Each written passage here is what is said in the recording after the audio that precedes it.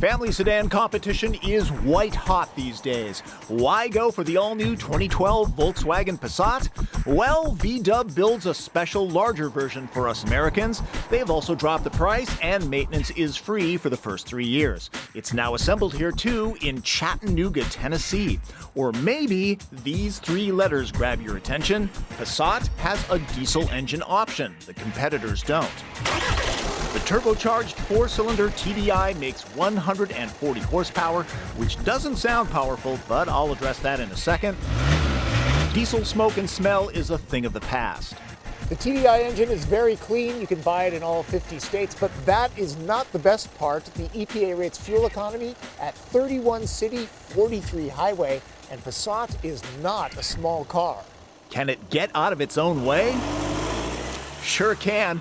Diesels have gobs of torque off the line. Passat has 236 pound-feet of it.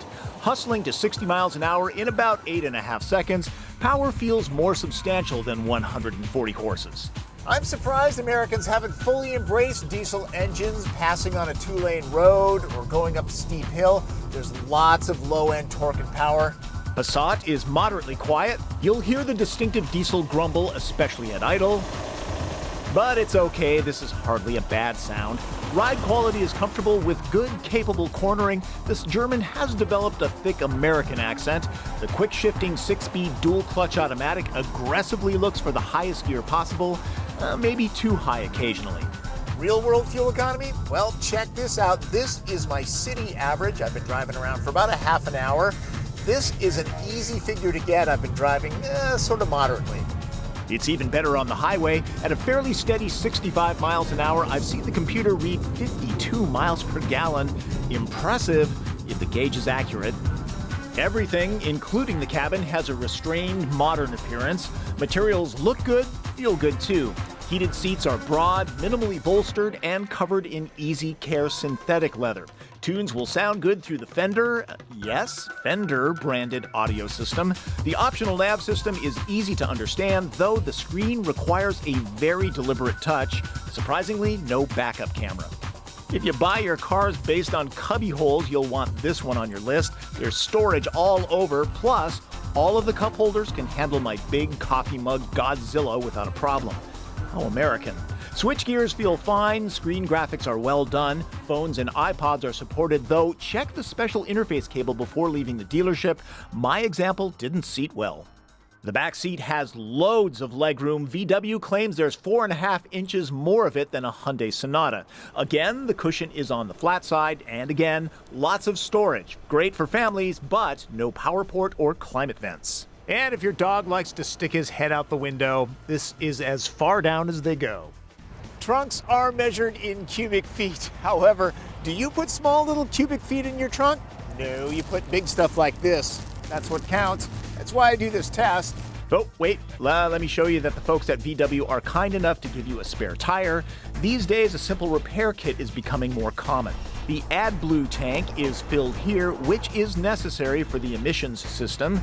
Looks easy enough to do on your own. Passat's trunk is large, yet average in class at 7 bundles of Kirkland's Best.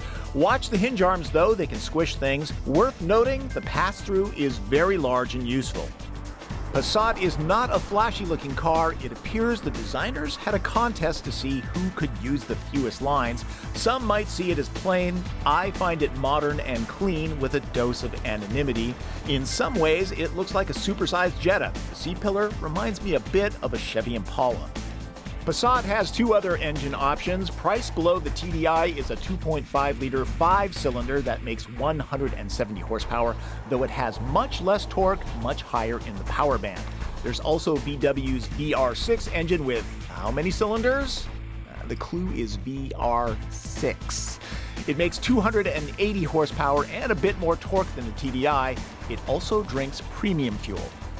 Price of entry for the Passat TDI is $26,765 with a manual transmission. Add $2,000 for the automatic. Diesel fuel is more expensive than gasoline, but fuel economy here is impressive, and it's satisfying to drive. If hybrids aren't your thing, the TDI is a powerful argument that VW has aimed diesels and the Passat straight at Americans. A little bit more about the Dsg Transmission. Shifts are very quick and sure. I really like this gearbox, and it gets in manual mode, as you can see. There is a 6-speed manual transmission too. Finally, the name Passat. It's either the name of a 4-masted steel ship that sailed back in 1911 or a kind of trade wind. Use that at your next party. That is my take on the 2012 Volkswagen Passat SE TDI. Now, if you're watching this someplace other than the website, drivencarreviews.com, I highly suggest you go there, not just because I want to be a big web entrepreneur. It's more of a boutique site.